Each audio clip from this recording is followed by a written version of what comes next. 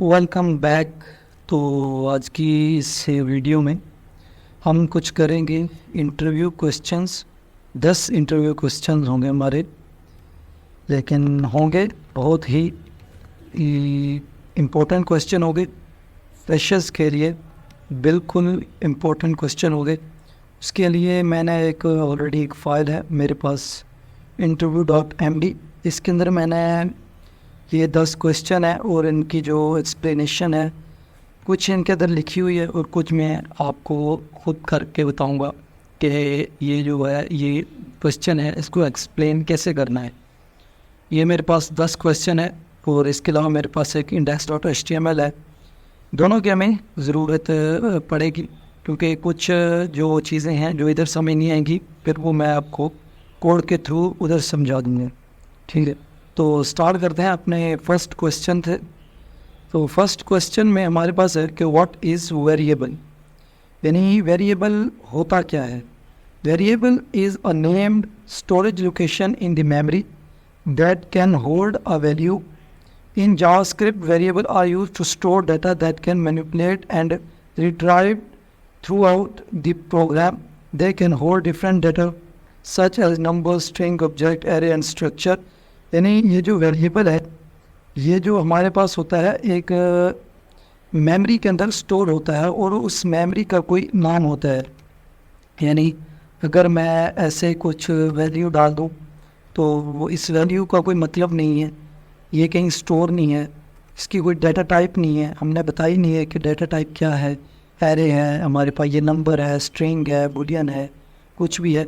अगर हमें कोई वेरिएबल बनाना होता है तो हम उसके लिए ये उसका कुछ नाम रखते हैं। जैसे मैंने इसका नाम ए रख दिया और इसकी कुछ वैल्यू दे दी, तो ये हमारे पास एक वेरिएबल है, लेकिन हमने इसकी कुछ जो डाटा टाइप्स है वो नहीं बताई।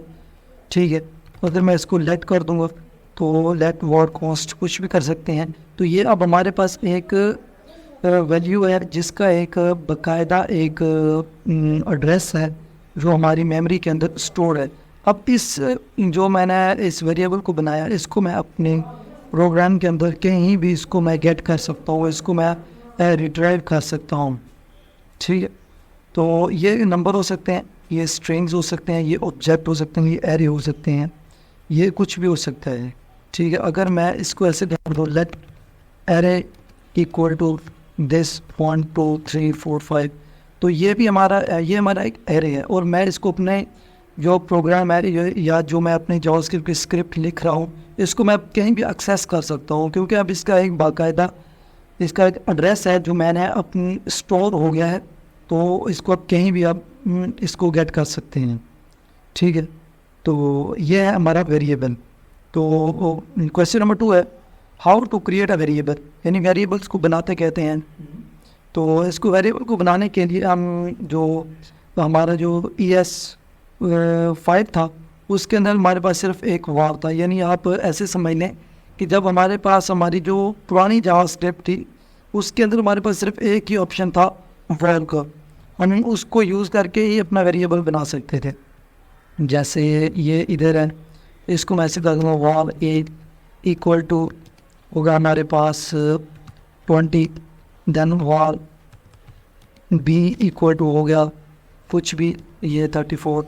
ये हम इस वॉल को यूज़ कर सकते थे, लेकिन जब हमारे पास हमारा ES6 आया तो हमने इसको यूज़ करना शुरू कर दिया।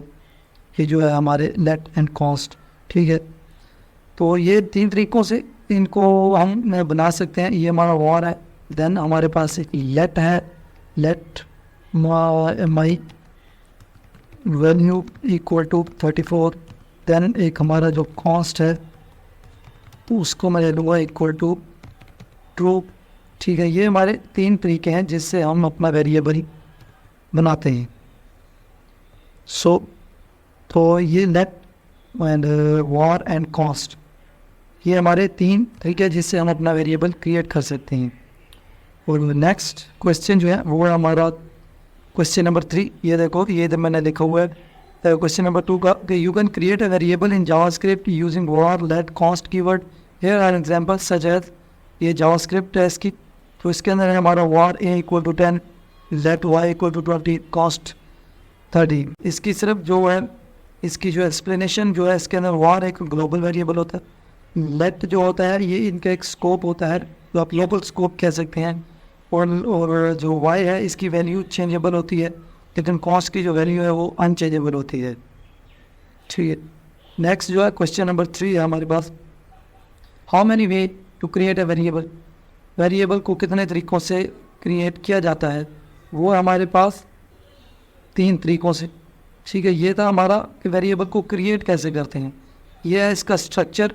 लेकिन इसके जो मैंने ऊपर वाले क्वेश्चन दोनों को थोड़ा मिक्स अप कर दी तो सेम ही है, यानी जब हम कोई वेरिएबल क्रिएट करते हैं तो उसका एक तरीका होता है, तो हम इन 3 तरीक़ों से ही इन वेरिएबल्स को क्रिएट कर सकते हैं, लेट वार कॉस्ट।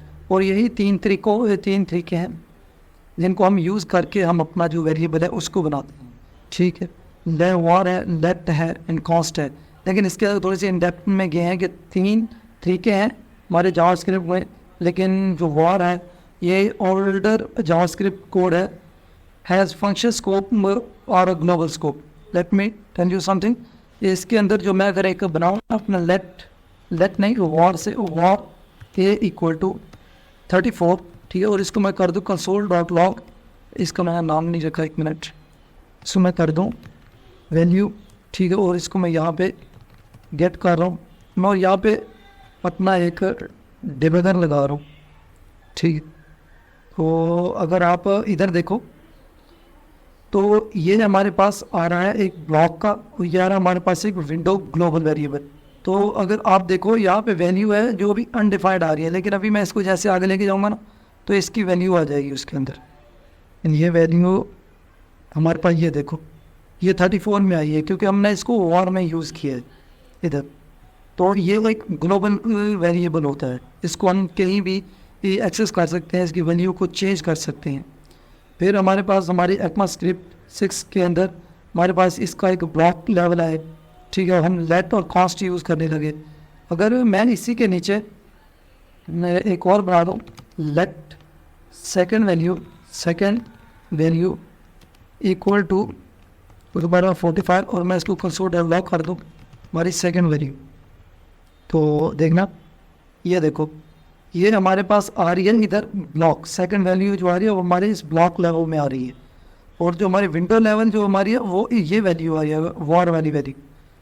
ये देखो ये हमारी वार वैल्यू जो थी वो हमारे ग्लोबल जो एक स्कोप है उसके अंदर आ रही है 34, लेकिन अभी मैं इसको आगे लेके जा रहा हूँ, और ये देखो ये जो हमने नेट का यूज़ किया था तो इसकी जो वैल्यू है वो इधर आ रही है हमारे पास 45।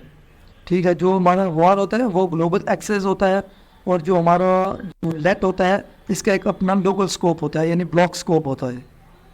ये कॉस्ट है, const also introduced in ES6 has a block scope is used to declare a variable that can not be reassigned. यानी जो लेट जो होता है इसकी जो वैल्यू उसको रीअसाइन कर सकते हैं, लेकिन जो कॉस्ट होता है इसकी वैल्यू जो है वो रीअसाइन नहीं हो सकती। तो ये था हमारा क्वेश्चन नंबर 3।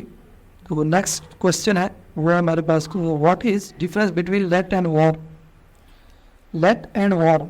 ठीक है, अभी मैंने ऊपर आपको क्वेश्चन नंबर 3 है इसके अंदर मैंने लेट एंड वार का आपको जो डिफरेंस था वो मैंने आपको बता दिया है कि वार जो है वो एक वेरी इसका जो स्कोप है वो ग्लोबल होता है, विंडो का स्कोप होता है, इसको हम कहीं भी अपनी स्क्रिप्ट के अंदर यूज़ कर सकते हैं। लेकिन जो हमारा जो लेट होता है इसको हम सिर्फ एक इसका ब्लॉक स्कोप होता है, इसको हम सिर्फ इस एक ब्लॉक के अंदर ही यूज़ कर सकते हैं। ठीक है, अगर मैं आपको दिखाऊँ scope, war has a function scope meaning it is accessible throughout the function at declare. Let blocks has block scope meaning it's only accessible within a block. ठीक है, it is declare in जहाँ हम उसको declare करते हैं हम उसको सिर्फ वहीं पे यूज़ कर सकते हो और हम उसको कहीं भी यूज़ नहीं कर सकते। ठीक है, अगर मैं आपको ये मैंने एक थोड़ा सा कोड यहाँ पे पहले लिखो, मैं इसको कॉपी कर रहा हूँ इधर से और मैं आपको इधर ला के इसको दिखा दूँ।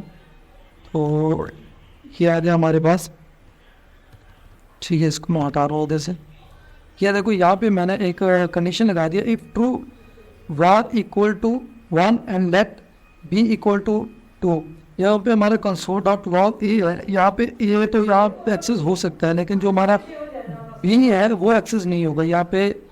यहाँ पे मैं अगर कंसोल में आपको दिखाऊँ, ये देखो बी इज़ नॉट डिफाइंड, यानी बी का जो हमारे पास स्कोप है वो सिर्फ इधर तक है, वो इस बी को हम यहाँ पे एक्सेस नहीं कर सकते। लेकिन अगर मैं इसको भी इधर वॉर कर दूंगा तो ये यहाँ पे भी एक्सेसिबल हो जाएगी। ये देखो ये दोनों एक और दो आ रहा है, कोई हमारे पास जो एरर है वो नहीं आ रहा। लेकिन अगर मैं इसको लेट कर दूंगा तो यहाँ पे जो है हमारे पास आ जाएगा ए इज़ नॉट डिफाइंड, यानी ये जो है हमारे पास डिफाइन नहीं है, ठीक है।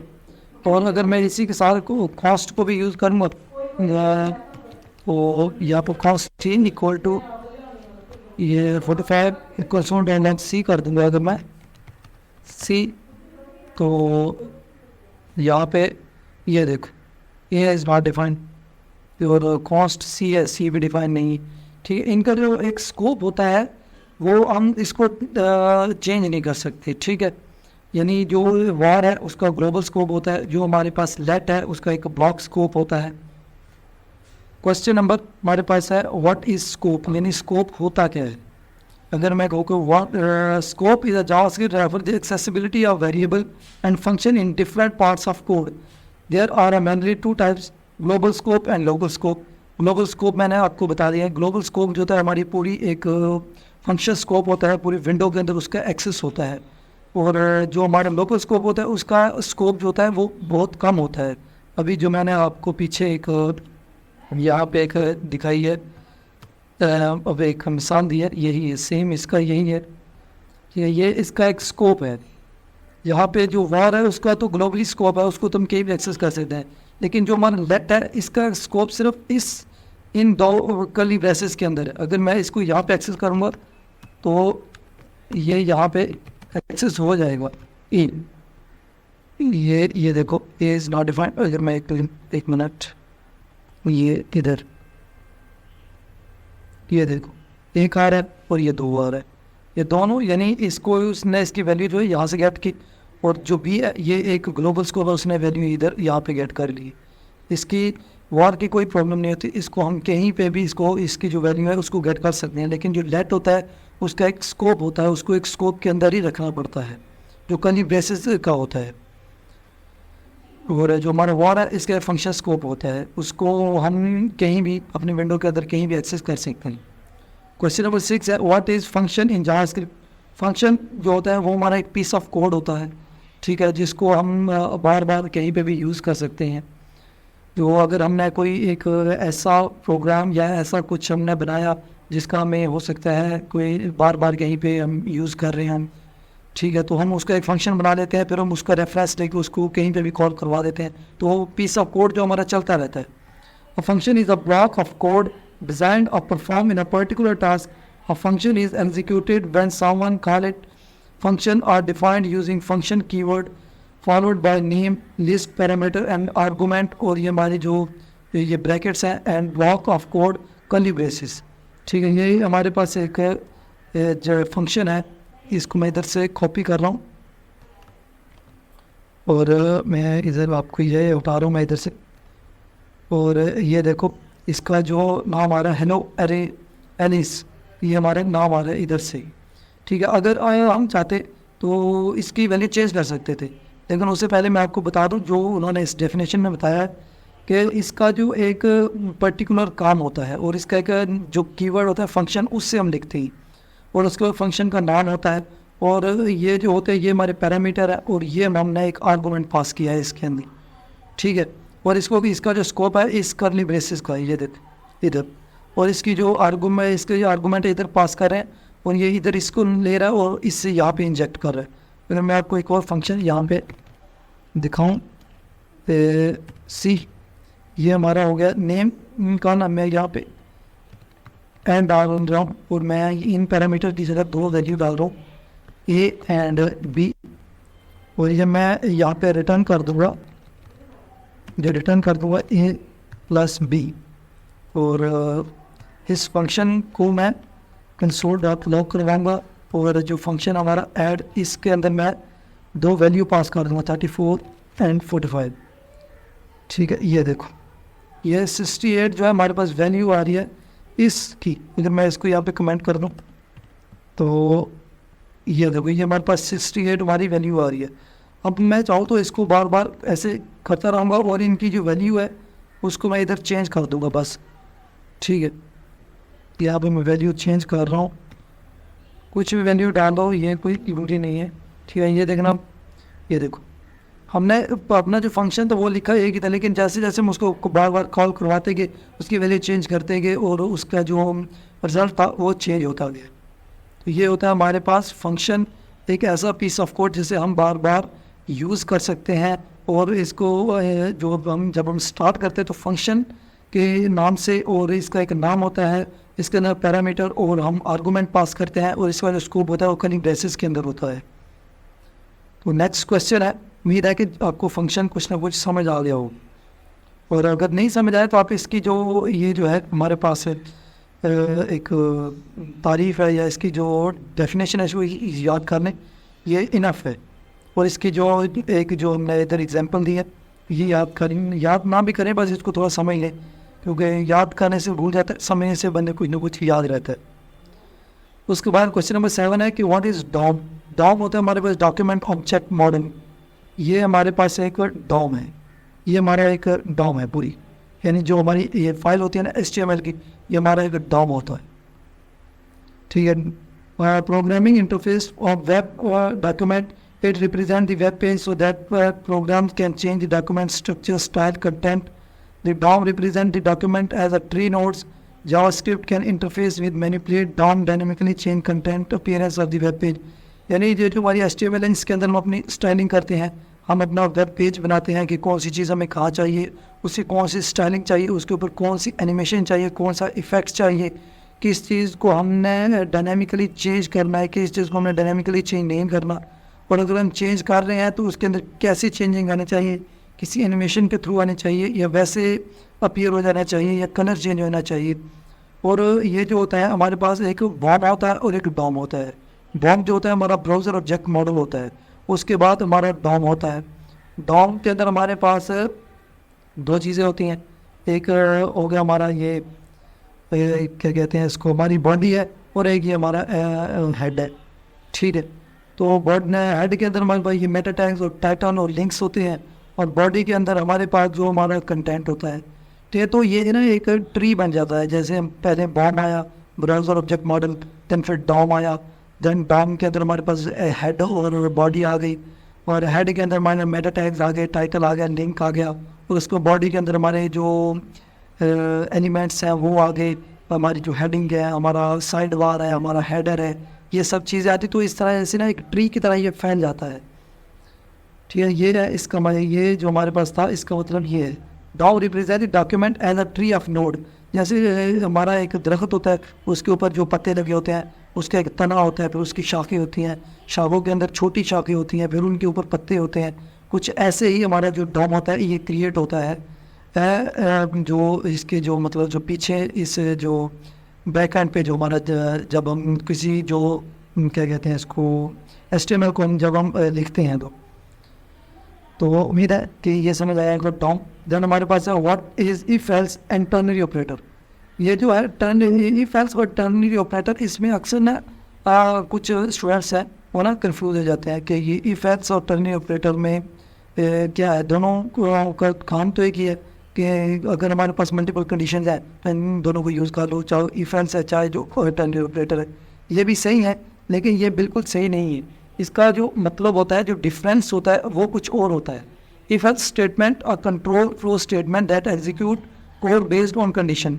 यानी अगर मैं यहाँ पे मैं ये जो हमारा जो पुराना है इसको मैं यहाँ पे हटा रहा हूँ, इधर मैं कहूँ कि इफ, अगर यहाँ पे मैं let b equal to 45, then let c equal to 34।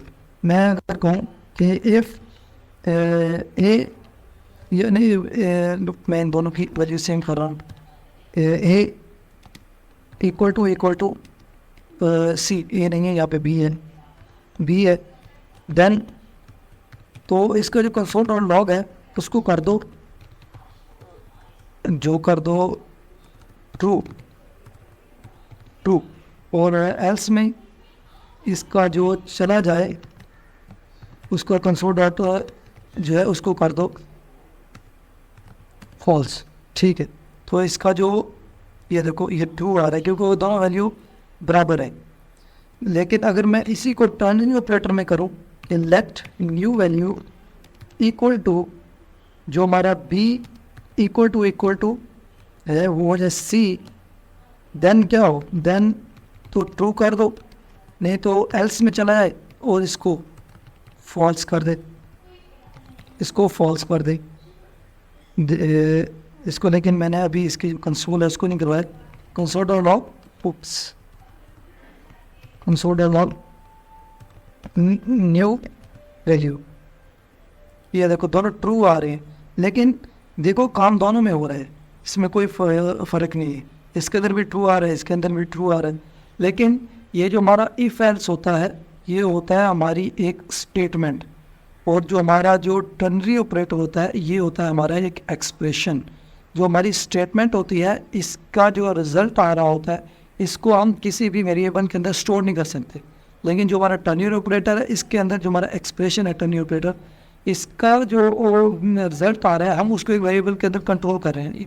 इधर देखो ये यहाँ से ट्रू तो आ रहा है लेकिन मैं इस ट्रू को किसी वैल्यू के अंदर स्टोर नहीं कर सकता। मैं अगर कहूँ कि लेट, जैसे मैंने यहाँ पे कुछ लेट कर दिया, वोट कर दिया, इसमें मैं कंट्रोल करना चाहूँ तो नहीं हो सकता। या मैं यहाँ पे लिख दूँ कि let result equal to this, ये देखो यहाँ पे आ रहा है एक्सप्रेशन एक्सपेक्टेड। ठीक है, लेकिन ये हमारी एक स्टेटमेंट है, हम इसको एक रिजल्ट के अंदर इसको किसी जो हमारा वेरिएबल है उसको स्टोर नहीं कर सकते। लेकिन जो हमारा टर्नरी ऑपरेटर है इसको हम किसी भी अपने जो एक वेरिएबल है उसके अंदर स्टोर करके रख सकते हैं और कहीं पे भी यूज़ कर सकते हैं। क्योंकि जो हमारा इफ एल्स है ये हमारी एक स्टेटमेंट है और जो हमारा जो टर्नरी ऑपरेटर और ये हमारा एक एक्सप्रेशन है। ठीक है, आपको समझ आया होगा। इफ एल्स का जो रिजल्ट होता है ये हम किसी भी वेरिएबल के अंदर स्टोर नहीं कर सकते, और टर्नरी ऑपरेटर का जो हमारा जो रिजल्ट होता है उसको हम कहीं पे भी स्टोर कर सकते हैं। ये होता है इसका जो मेन डिफरेंस होता है, जो मतलब कि जो सामने वाले को पूछने का मतलब ये होता है। और इसको अगर आप ऐसे ही एक्सप्लेन कर दें तो आपका आंसर बिल्कुल सही होगा, कोई गलत नहीं होगा। वह क्वेश्चन नंबर है 9 कि what is different between double equal to and triple equal to. ये बहुत ही फेमस क्वेश्चन है, यानी एक ऐसा क्वेश्चन है जो हर इंटरव्यू में तकरीबन पूछा ही जाता है। अगर आप यूट्यूब पे भी कहीं पे भी सर्च करो जावास्क्रिप्ट का जो फ्रेशर्स के लिए होता है तो उसके अंदर ये क्वेश्चन पूछा ही जाता है। ये इफ एल्स वाला भी, ये टर्नरी ऑपरेटर इफ एल्स वाला और ये वाला, तो ये क्वेश्चन है जो तकरीबन पूछे ही जाते हैं, जो 90% चांसेस होते हैं कि ये पूछे ही जाते हैं। और इनका जो सिर्फ एक माइनर सा डिफरेंस है, कोई बड़ा डिफरेंस है नहीं इनका। जैसे मैं अभी इसको हटा रहा हूँ तो अगर मैं इधर कर दूँ कि इफ़, मैं यहाँ पे लगा रहा हूँ इफ़ बी इक्वल टू, ये देखना मैं इसको ना स्ट्रिंग बना रहा हूँ, equal to c, then console dot log कर दो, इसका जो स्कोप होगा कंसोल डॉट लॉग कर दो, ट्रू कर दो, एंड नहीं तो फिर एल्स में चला जाए और इसका जो कंसोल डॉट लॉग है तो उसको फॉल्स कर दो। ये देखो ये ट्रू आ रहा है। हालांकि देखा जाए तो बी एक जो है हमारे पास नंबर है और ये हमारे पास एक स्ट्रिंग है, उसके बावजूद उसने इसको ट्रू कर दिया, यानी उसने ये कंडीशन को सेटिस्फाई किया है कि हाँ आपकी पहली कंडीशन सही है, इसका इसमें जाने की कोई तुक नहीं बनती। ठीक है, लेकिन अगर यही मैं इसको कॉपी कर रहा हूँ और इसको मैं कॉपी कर रहा हूँ और इसको मैं जस्ट यहाँ पे ट्रिपल इक्वल टू कर रहा हूँ, आपके सामने हो जाएगा। ये देखो हो गया ना, दूध का दूध और पानी का पानी। सिर्फ यही एक फ़र्क है, जब हम डबल इक्वल टू यूज़ करते हैं तो वो सिर्फ वैल्यू चेक करता है, देखता है कि बराबर है या नहीं है, ये नहीं देखता, उसकी डाटा टाइप्स नहीं चेक करता जब हम डबल इक्वल यूज़ करते हैं। लेकिन जब हम ट्रिपल इक्वल यूज़ करते हैं तो वो ये भी देखता है कि वैल्यू बराबर होने के साथ साथ इनकी डाटा टाइप भी एक दूसरे से मिली है या नहीं है। जैसे ऊपर ये नंबर और स्ट्रिंग को उसने ट्रू कर दिया, लेकिन ट्रिपल इक्वल में नंबर और स्ट्रिंग को उसने फॉल्स कर दिया। ठीक है, ये एक माइनस सा डिफरेंस होता है। डबल इक्वल में डाटा टाइप चेक नहीं होती, और ट्रिपल इक्वल में डाटा टाइप इसकी चेक होती है।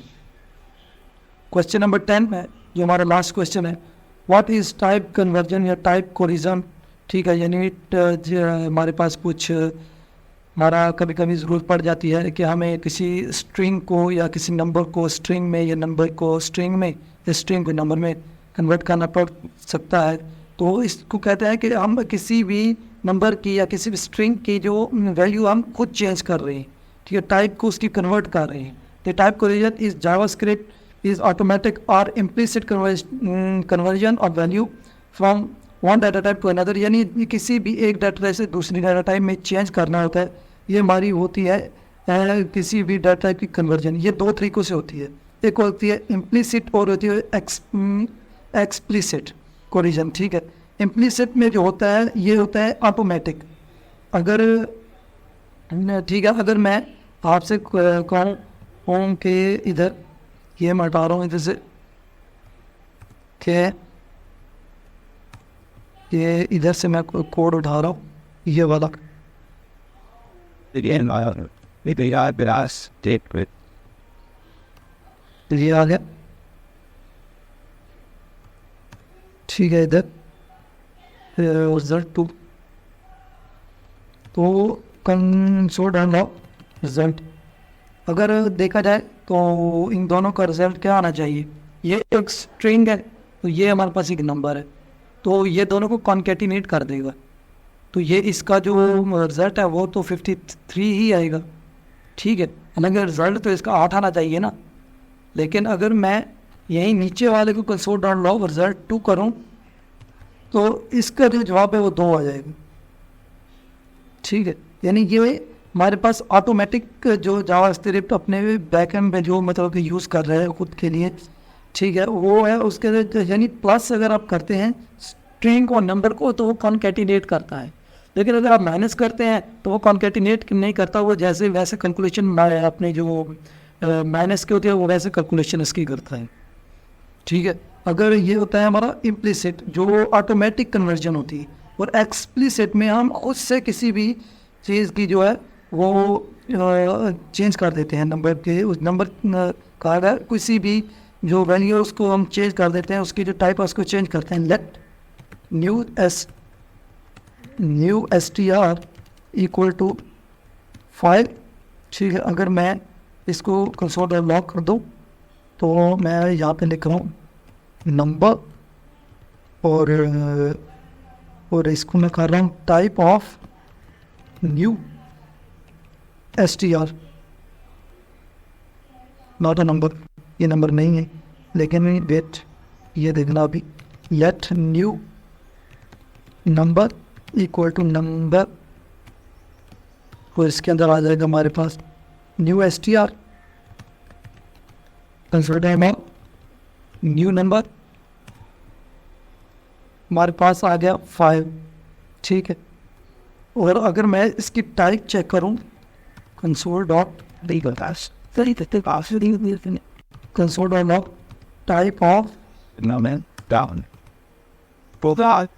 न्यू नंबर, ये देखो ये नंबर आ गई है, इसकी जो हमने टाइप थी वो उससे हमने चेंज कर दी है। ठीक है, और इसी तरह अब चाहो तो इसको लेट str इक्वल टू 5, और इसको मैं कर दो let new str equal to string equal to string, और इसको मैं अंदर डाल दूँ str। ठीक है, तो इसको मैं कंसोल डॉट लॉग और न्यू str, ये 5 आ गया, और इसको कंसोल डॉट लॉग करवाऊँ न्यू, इसको मैं इधर से कॉपी करूँ,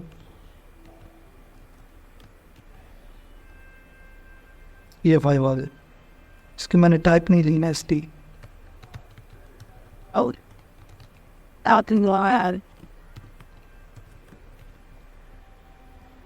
ये देखो यहाँ पे स्ट्रिंग आ गया, देखा ना, हमने इस स्ट्रिंग को नंबर में कन्वर्ट कर दिया और इस नंबर को इस स्ट्रिंग में कन्वर्ट कर दिया। तो ये होती है हमारी एक्सप्लिसिट कन्वर्जन। ठीक है, तो ये हमारे आज के 10 क्वेश्चन थे।